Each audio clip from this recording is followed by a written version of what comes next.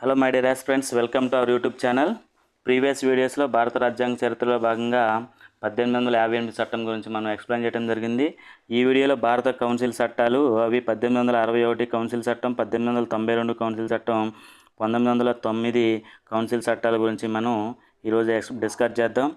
1857 తిరుగుబాటు తర్వాత British government భారతీయుల యొక్క సహకారం చాలా ముఖ్యమని గుర్తించింది. అంటే ఇక నుంచి భారతదేశాన్ని పరిపాలించాలన్నా భారతదేశం యొక్క పరిపాలనలో బ్రిటిష్ వారికి భారతీయుల సహకారం ఎంతైనా అవసరమని బ్రిటన్ గుర్తించి దీని కొరకు భారతీయుల తోడ్పాటు కోసం 3 చట్టాలు రూపొందించింది. వాటిని కౌన్సిల్ చట్టాలు అంటాం. 1861 కౌన్సిల్ చట్టం, 1892 కౌన్సిల్ చట్టం, 1909 కౌన్సిల్ చట్టాలు అంటాం. మరి 1861 కౌన్సిల్ చట్టం భారత రాజకీయ చరిత్రలో ఒక మైలురాయి వంటిది. ఎందుకు ఒక మైలురాయి వంటిది అంటే 1858 విక్టోరియా మహారాణి ప్రకటన కంటే ముందు ప్రవేశపెట్టిన చార్టర్ చట్టాలన్నీ కూడా అవి బ్రిటిష్ వారికే సంపూర్ణ అధికారాలు ఇవ్వటం జరిగింది. ఇక నుంచి ఈ చట్టాల ప్రకారం భారతీయులకు కూడా వాళ్ళు చోటు కల్పించడం జరిగింది. పరిపాలనలో భారతీయులకు కూడా చోటు కల్పించడానికి ఈ చట్టాలను చేశారు. కాబట్టి ఇవి భారత రాజకీయ చరిత్రలో ముఖ్యమైన ఒక మైలురాయి వంటిది 1861 కౌన్సిల్ చట్టం. మరి ఈ చట్టం 1861లో ప్రవేశపెట్టబడిన ఈ కౌన్సిల్ చట్టం యొక్క లక్షణాలు చాలా ఇంపార్టెంట్. రెగ్యులర్గా ప్రీవియస్ ఎగ్జామ్స్లో అడుగుతున్నటువంటి అంశం ఈ కౌన్సిల్ చట్టాల నుంచి ఎక్కువగా రావడం జరిగింది. ఒక్కొక్క కౌన్సిల్ చట్టంలో 3 లేదా 4 కీ పాయింట్స్ ఉంటాయి. ఆ కీ పాయింట్స్ని గుర్తుపెట్టుకుంటే చాలు. అటు మ్యాచింగ్స్ ఇచ్చినా, స్టేట్మెంట్స్ ఇచ్చినా, సింగిల్ ఆన్సర్ ఇచ్చినా ఈజీగా గుర్తించవచ్చు. మొదటి పాయింట్ వెరీ ఇంపార్టెంట్. కేంద్ర లెజిస్లేటివ్ కౌన్సిల్ అంటే కేంద్ర శాసన శాఖలో నిర్మాణ క్రియలో మొదటిసారి 3 భారతీయులకు ప్రాతినిధ్యం కల్పించారు. అంతకుముందు కేంద్ర శాసనశాఖ ఉన్న లెజిస్లేచర్ ఏదున్నా కానీ అందరూ బ్రిటిష్ వారే ఉండేవారు. కానీ మొదటిసారిగా కేంద్ర లెజిస్లేటివ్ కౌన్సిల్ లేదా కేంద్ర శాసన నిర్మాణ క్రియ, తెలుగులో చూసుకున్నట్లయితే కేంద్ర శాసనసభలో మొదటిసారిగా 3 భారతీయులకు ప్రాతినిధ్యం కల్పించడం జరిగింది. వారు పాటియాలా మహారాజు, బెనారస్ మహారాజు, సర్ దినకర్ రావు. మరి వీరిని గతంలో అడగటం జరిగింది ప్రీవియస్ ఎగ్జామ్స్లో. సింపుల్గా బీపీడి అని గుర్తుపెట్టుకోండి. బీపీ డయాగ్నోసిస్ అని గుర్తుంచుకోండి. బి అంటే ఇక్కడ బెనారస్ రాజు, పి అంటే పాటియాలా రాజు, డి అంటే దినకర్ రావు. అలా గుర్తుంచుకోండి, ఈజీగా గుర్తుంటుంది. మరి బాంబే మద్రాసులకు శాసనాధికారాలు పునరుద్ధరించడం జరిగింది 1861 చట్టం ప్రకారం. 1833 చార్టర్ చట్టం ద్వారా తీసివేశారు. అంతకుముందు కేంద్రీకృత పరిపాలనలో భాగంగా ఈ బాంబే మద్రాసులన్నింటినీ కూడా గవర్నర్ జనరల్ ఆఫ్ ఇండియా కిందకు మార్చుతూ ఈ బాంబే మద్రాసు గవర్నర్ వ్యవస్థను కూడా గవర్నర్ జనరల్ ఆఫ్ ఇండియా కిందకు మార్చి విలియం బెంటిక్ని మొదటి గవర్నర్ జనరల్ ఆఫ్ ఇండియాగా నియమించడం జరిగింది. అంటే అక్కడ బాంబే మద్రాసులకు ఉన్న శాసనాధికారాలన్నింటినీ కూడా తీసివేయడం జరిగింది. తీసివేసి గవర్నర్ జనరల్ ఆఫ్ ఇండియాకి ఇవ్వడం జరిగింది భారతదేశం మొత్తం మీద. కానీ ఈ కౌన్సిల్ చట్టం ప్రకారం వీటి యొక్క శాసనాధికారాలు ఈ రాష్ట్రాలకు సంబంధించి లేదా ప్రెసిడెన్సీలు అంటారు, ఆ ప్రెసిడెన్సీలకు సంబంధించిన శాసనాధికారాలను పునరుద్ధరించడం జరిగింది. ఈ విధంగా వికేంద్రీకరణ ప్రక్రియకు దారితీయడం జరిగింది. అంతకుముందు విడిగా ఉన్న రాష్ట్రాలను ఏం చేశారు? కలుపుకుంటూ వచ్చారు, కేంద్రీకృత పాలన కింద తీసుకొచ్చారు. విడివిడిగా అధికారాలు మద్రాసు, బాంబేకి విడివిడిగా అధికారాలు ఉన్నప్పుడు ఆ వ్యవస్థను తీసుకుపోయి 1833 చట్టం ప్రకారం గవర్నర్ జనరల్ ఆఫ్ ఇండియాగా మార్చి కేంద్రీకృతం చేశారు. తర్వాత 1861 కౌన్సిల్ చట్టం ప్రకారం మరలా బాంబే మద్రాసులో శాసనాధికారాలు తిరిగి పునరుద్ధరించడం జరిగింది. కావున మరలా పరిపాలనలో వికేంద్రీకరణ ప్రక్రియ అనేది మొదలవటం జరిగింది. పోర్టుఫోలియో వ్యవస్థకు చట్టబద్ధత కల్పించారు. 1859లో లార్డ్ కానింగ్ పోర్టుఫోలియో వ్యవస్థను ప్రవేశపెట్టడం జరిగింది. అంటే మంత్రులకు శాఖలు కేటాయించడం. ఈ వ్యవస్థకు చట్టబద్ధత కల్పించడం జరిగింది 1861 చట్టం ప్రకారం. గవర్నర్ జనరల్కు ఆర్డినెన్స్ను జారీ చేసే అధికారం ఉంది. అంటే ఆర్డినెన్స్ అనగా ఉత్తర్వు. దీని కాలపరిమితి 6 నెలలు ఉంటుంది. ఏ సమయంలోనైనా అంటే శాసనసభ సమావేశంలో ఉన్న సమయంలోనైనా లేని సమయంలోనైనా గవర్నర్ జనరల్కు ఆర్డినెన్స్ జారీ చేసే అధికారం ఇవ్వబడింది. నెక్స్ట్ బడ్జెట్ను ప్రవేశపెట్టారు. 1861 కౌన్సిల్ చట్టం ప్రకారం భారతదేశంలో మొదటిసారిగా బడ్జెట్ను ప్రవేశపెట్టడం జరిగింది. అది 1860 చట్టం ప్రకారం 60లో ప్రవేశపెట్టారు. పూర్తి స్థాయిలో 1861లో ప్రవేశపెట్టడం అంటే అఫీషియల్గా ఈ చట్టం ప్రకారం అఫీషియల్గా ప్రవేశపెట్టడం జరిగింది. 7th ఏప్రిల్ 1860లో జేమ్స్ విల్సన్ అనే వ్యక్తి ప్రవేశపెట్టడం జరిగింది. మొదటిసారిగా బడ్జెట్ను 1860లో ప్రవేశపెట్టారు. అధికారికంగా 1861లో ప్రవేశపెట్టారు కౌన్సిల్ చట్టం ప్రకారం. ఆ తేడాను గుర్తుంచుకోండి, కన్ఫ్యూజ్ అవ్వాల్సిన అవసరం లేదు. నెక్స్ట్ మరొక చట్టం 1892 కౌన్సిల్ యాక్టు. సెంట్రల్ లెజిస్లేటివ్ కౌన్సిల్లో భారతీయుల ప్రాతినిధ్యం 3 నుండి 6కు పెంచడం జరిగింది. 1861 చట్టం ప్రకారం 3 భారతీయులకు ఇచ్చారు ప్రాతినిధ్యం. వారే బీపీడీ అని మన కోడ్ రూపొందించడం జరిగింది. బెనారస్ రాజు, పాటియాలా రాజు, దినకర్ రావు. ఇప్పుడు ఈ ముగ్గురిని ఏం చేశారు, 6కు పెంచారు. మొత్తం 16 మంది ఉండేవారు సెంట్రల్ లెజిస్లేటివ్ కౌన్సిల్లో. అందులో 10 మంది బ్రిటిష్ సభ్యులు ఉంటే 6 ఇండియన్స్ ఉన్నారు. సెంట్రల్ లెజిస్లేటివ్ కౌన్సిల్ అంటాం. కేంద్ర శాసన శాఖ లేదా కేంద్ర శాసన మండలి అంటాం. ఈ 6 సభ్యుల్ని ప్రీవియస్ ఎగ్జామ్స్లో గతంలో జరిగిన ఎగ్జామ్స్లో అడగడం జరిగింది. సురేంద్రనాథ్ బెనర్జీ, గోపాలకృష్ణ గోఖలే, దాదాభాయ్ నౌరోజీ, ఫిరోజ్ షా మెహతా, రాస్ బిహారీ ఘోష్, సయ్యద్ బిల్గ్రామి. మరి వీరిని ఎలా గుర్తుంచుకోవచ్చు అంటే మనం రూపొందించిన కోడ్ వచ్చేసి ఫిదా బేబీ గోగో. ఇక్కడ మధ్యకాలంలో ఫిదా సినిమా వచ్చింది కదా, అందులో సాయి పల్లవి హీరోయిన్గా వ్యవహరించడం జరిగింది కాబట్టి ఆ టైంలో నేను దీన్ని రూపొందించడం జరిగింది. ఫిదా బేబీ గోగో. ఇక్కడ పి అంటే ఫిరోజ్ షా, దాదాభాయ్ నౌరోజీ, బే అంటే బెనర్జీ, బి అంటే బిల్గ్రామి, ఇక్కడ గో అంటే గోపాలకృష్ణ గోఖలే, గో అంటే రాస్ బిహారీ ఘోష్. ఆ విధంగా గుర్తుంచుకోండి, ఫిదా బేబీ గోగో అలా రూపొందించడం జరిగింది. ఫన్నీగా రూపొందించిన మనకు గుర్తుండాలి కాబట్టి మన ఆస్పెక్ట్ ఏంది, ఎగ్జామ్ ఓరియంటల్లో మనం ఆన్సర్ని పెట్టాలంటే మనం ఎలా అయినా కానీ మైండ్ మ్యాపింగ్ ద్వారా లింక్ చేసుకొని చదవాలి. అందుకోసం మనం ఏ విధంగా కోడ్ రూపొందించుకున్నా పర్వాలేదండి, అవతల వాళ్ళని అటు చేయకుండా ఉంటే చాలు. మన పర్సనల్గా అయితే అవసరం లేదు, అది మన మైండ్లోనే ఉంటుంది. మరి సెంట్రల్ లెజిస్లేటివ్ కౌన్సిల్లో బడ్జెట్పై మాట్లాడే అధికారాన్ని, పరిపాలనపై ప్రశ్నించే లేదా మాట్లాడే అధికారాన్ని కల్పించడం జరిగింది. సెంట్రల్ లెజిస్లేటివ్ కౌన్సిల్లో బడ్జెట్పై, పరిపాలనపై మాట్లాడే అధికారం ఎవరికి కల్పించబడింది, భారతీయులకు. అంతకుముందు భారతీయులకు అసలు ప్రవేశమే లేదు, ఇక మాట్లాడడానికి అవకాశం ఎక్కడుంది. కానీ 1861లో 3 సభ్యులకి ప్రవేశం కల్పించారు, కానీ ఏం మాట్లాడే అధికారం అసలు ఇవ్వలేదు. కానీ 1892 చట్టం ప్రకారం బడ్జెట్ పైన, పరిపాలన పైన మాట్లాడే అధికారం, ప్రశ్నించే అధికారం కూడా కల్పించడం జరిగింది. దేశంలో మొదటిసారి ప్రతినిధుల ఎంపిక ప్రక్రియ చేపట్టారు. అంటే ఇక్కడ 3 ప్రతినిధులకు తర్వాత 6 ప్రతినిధులను ఎంపిక చేయడం జరిగింది. ఆ ఎంపిక కోసం ప్రక్రియను చేపట్టారు. అంటే పరోక్ష పద్ధతులు ఎన్నుకోవాలా, ప్రత్యక్ష పద్ధతులు ఎన్నుకోవాలా, మరి జనాభా ఎన్నుకోవాలా, జనాభా ఎన్నుకున్న తర్వాత ఆ సభ్యులు పై సభ్యులు ఎన్నుకోవాలా అనే ప్రక్రియను చేపట్టడం జరిగింది.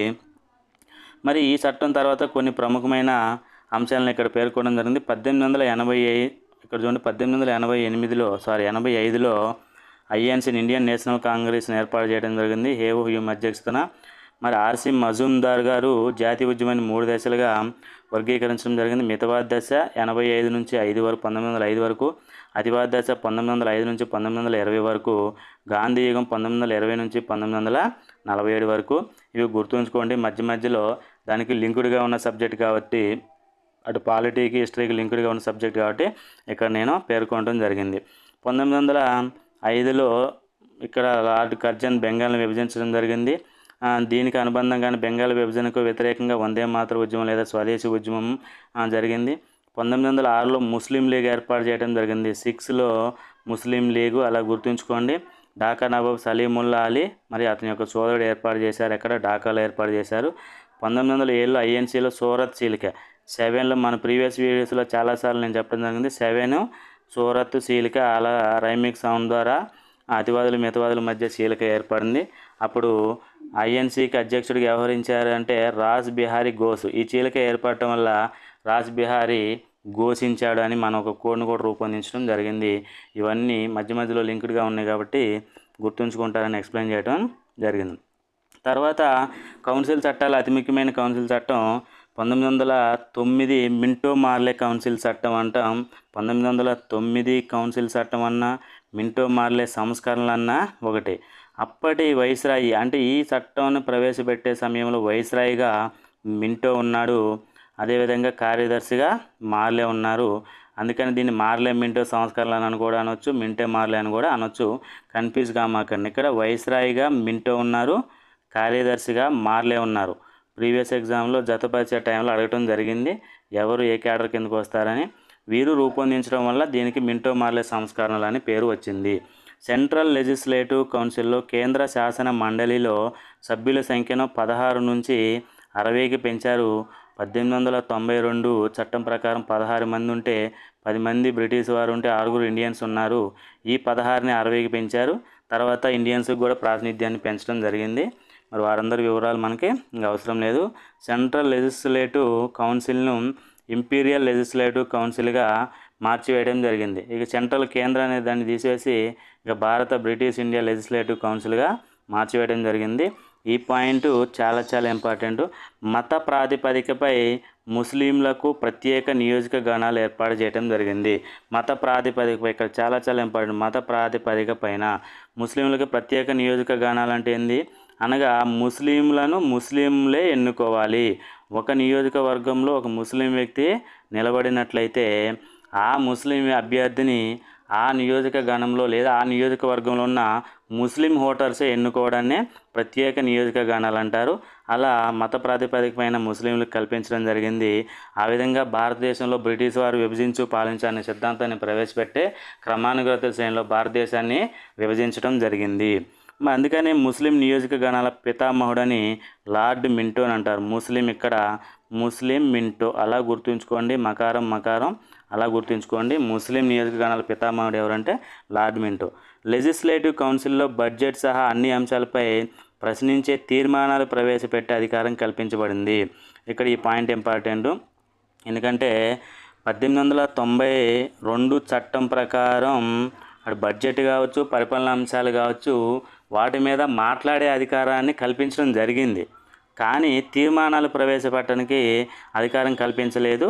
అది 1909 మింటో మార్లే సంస్కరణ చట్టం ప్రకారం భారతీయులకు కల్పించబడడం జరిగింది. ఈ పాయింట్ గుర్తుపెట్టుకోండి. అక్కడ కేవలం మాట్లాడటమే అది మంచి అయినా చెడైనా మంచి న్యాయం జరిగినా కానీ మాట్లాడటం వరకే అవకాశం ఉంది. కానీ ఇక్కడ వాటి మీద తీర్మానాలను ప్రవేశపెట్టే ఇక్కడ అవకాశం కూడా కల్పించబడింది. మరి ఈ చట్టాన్ని పాకిస్తాన్ విడిపోవడానికి కారణమైన చట్టం ఇదని జవహర్లాల్ నెహ్రూ గారు ఈ చట్టాన్ని విమర్శించడం జరిగింది. ఎందుకని ఈ చట్టం ప్రకారం భారతదేశంలో మొదటిసారిగా మత ప్రాతిపదికపైన ముస్లింలకు ప్రత్యేక నియోజకవర్గాలు ఏర్పాటు చేయడం జరిగింది. అదే సమయంలో 1906లోనే అప్పుడు ముస్లిం లీగ్ ఏర్పాటు చేయడం జరిగింది. ఆ విధంగా మత ప్రాతిపదికన భారతదేశంలో క్రమంగా విభజన అనేది జరిగింది. జనాభా మధ్య మత ప్రాతిపదికన విభజన అనేది క్రమంగా ప్రారంభమయ్యి ఒక పరిణామ క్రమంలో దేశ విభజన అనేది జరిగింది. అందుకని ఈ చట్టాన్ని పాకిస్తాన్ విడిపోవడానికి కారణమైన చట్టం అని నెహ్రూ గారు విమర్శించడం. నెక్స్ట్ గవర్నర్ జనరల్ ఆఫ్ ఇండియాకు ఎగ్జిక్యూటివ్ కౌన్సిల్లో మండలిలో భారతీయులకు మొదటిసారి ప్రాతినిధ్యం కల్పించడం జరిగింది. గవర్నర్ జనరల్ ఎగ్జిక్యూటివ్ కౌన్సిల్లో భారతీయులకు మొదటిసారి ప్రాతినిధ్యం కల్పించడం జరిగింది. ఎగ్జిక్యూటివ్ కౌన్సిల్లో సభ్యుడిగా నియమించబడిన మొదటి ఇండియను ఎస్పి సిన్హా, సత్యేంద్ర ప్రసాద్ సిన్హా ఆయన లా మెంబర్గా నియమించడం జరిగింది. మరి 1861 కౌన్సిల్ చట్టంలో మొదటిసారిగా ఇక్కడ ఎగ్జిక్యూటివ్ కౌన్సిల్లో అక్కడ లెజిస్లేటివ్ కౌన్సిల్లో భారతీయులకు ప్రాతినిధ్యం కల్పించడం జరిగింది. 3 భారతీయులకు ప్రాతినిధ్యం కల్పించారు. దేంట్లో లెజిస్లేటివ్ కౌన్సిల్లో 61 చట్టం ప్రకారం అక్కడ బీపీడీ అని పేర్కొన్నాం కదా, బెనారస్ రాజు, పాట్యాల రాజు, దినకర్ రావు. కానీ లెజిస్లేటివ్ అంటే కార్యనిర్వాహక శాఖలో భారతీయులకి సభ్యత్వం కల్పించలేదు. కానీ 1909 కౌన్సిల్ చట్టం ప్రకారం ఎగ్జిక్యూటివ్ కౌన్సిల్లో కార్యనిర్వాహక మండలిలో భారతీయులకు మొదటిసారి ప్రాతినిధ్యం కల్పించారు. అలా ఒక వ్యక్తికి కల్పించారు. అలా సభ్యుడిగా నియమించబడిన వ్యక్తి ఎస్పి సిన్హా, సత్యేంద్ర ప్రసాద్ సిన్హా ఆయన లా మెంబర్గా నియమించడం జరిగింది. ఇది చాలా చాలా ఇంపార్టెంట్ పాయింట్. మరి ఈ సమయంలో 1911లో లార్డ్ హార్డింజ్ కాలంలో క్రింది సంఘటనలు జరిగాయి. భారతదేశ రాజధాని కలకత్తా నుండి ఢిల్లీకి మార్చడం జరిగింది. 1911లోని బెంగాల్ విభజన రద్దు చేయడం జరిగింది. కలకత్తాలోని 1911లో జరిగిన భారత జాతీయ కాంగ్రెస్ సమావేశంలో మొదటిసారిగా జనగణమనను ఆలాపించడం జరిగింది. 1913లో లాలా హరదయాలు గద్దర్ పార్టీని స్థాపించడం జరిగింది శాన్ ఫ్రాన్సిస్కోలో. 1916లో అనిబీసెంట్ మరియు తిలక్ హోమ్ రూల్ ఉద్యమాన్ని నడపడం జరిగింది. అనిబీసెంట్ సెప్టెంబర్లో, అదేవిధంగా తిలక్ ఏప్రిల్ ఈ హోమ్ రూల్ ఉద్యమాన్ని నడపడం జరిగింది. 1919లో రౌలట్ చట్టం ఏర్పాటు చేయడం జరిగింది. దీని ప్రకారం అరెస్ట్ చేయబడిన సత్యేంద్రపాల్ మరియు సైఫుద్దీన్ కిచ్లూని అరెస్టుకు నిరసనగా జలియన్ వాలాబాగ్లో సమావేశం నిర్వహిస్తే దాని మీద జనరల్ డయ్యర్ కాల్పులు జరపడం జరిగింది. అది 1919 ఏప్రిల్ 13 జరిగింది. ఈ చట్టాలు కూడా క్రమానుగత శ్రేణిలో లింకుడుగా ఉన్నాయి కాబట్టి పేర్కొనడం జరిగింది. మొదటి ప్రపంచ యుద్ధంలో ఇండియన్స్ కనుక బ్రిటిష్ వారికి సహకరించినట్లయితే యుద్ధం పూర్తయిన తర్వాత డొమినియన్ స్టేటస్ అంటే పాక్షిక స్వాతంత్ర్యాన్ని ఇస్తామన్నారు. కానీ అది ఆచరణకు నోచుకోలేదు.